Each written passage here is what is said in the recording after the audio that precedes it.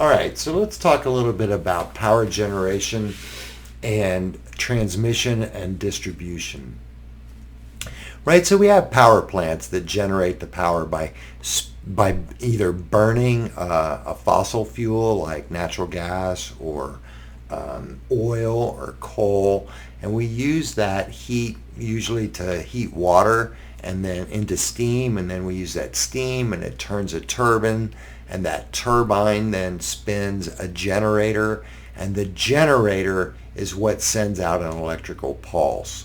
From the generator, right, we go to a transformer that steps our voltage way up, right? So we go to really high voltage, right? Once you're at really high voltage, then it goes to the big giant transmission lines that you see, and it goes to a substation in the neighborhood where it steps down, right? That lower voltage, and by lower I still mean 4 or 10 or 15,000 volts, goes to distribution lines that then travel through your neighborhood.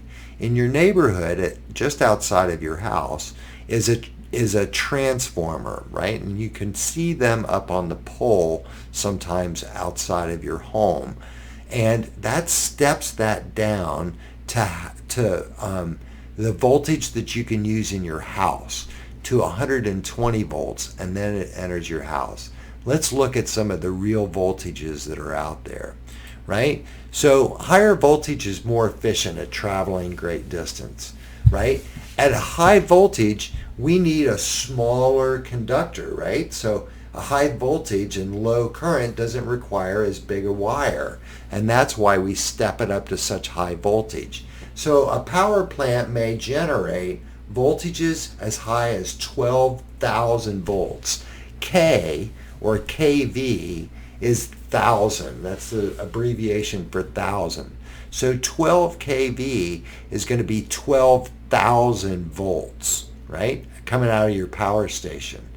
Now we use a step-up transformer to change 12,000 volts to 400,000 volts.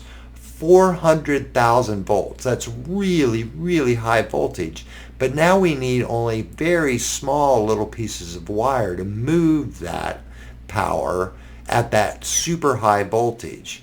Once we go to a step-down transformer, we might drop down back down to 13,000 volts, and then going into your house is going to be 240 or 208 volts. This is the power distribution system that is used all over the world. It's how we move power as humans.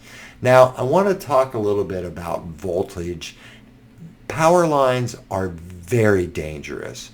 If you're ever in a storm or you're ever around where a power line has been knocked down by a tree limb or a car accident or anything, you must absolutely stay away from those lines. You must assume that they are energized.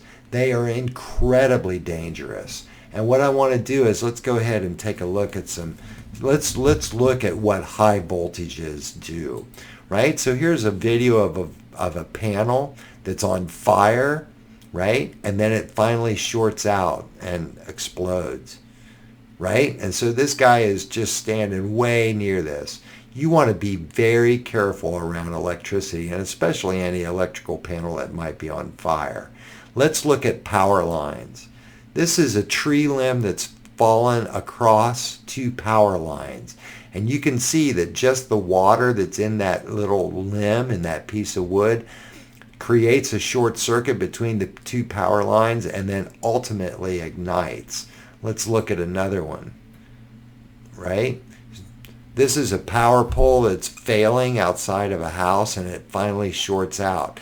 This is very powerful stuff and you want to stay away from it. Let's look at another one, right? This is a set of, this is planned, but look at that lightning bolt. That's probably 40,000 volts.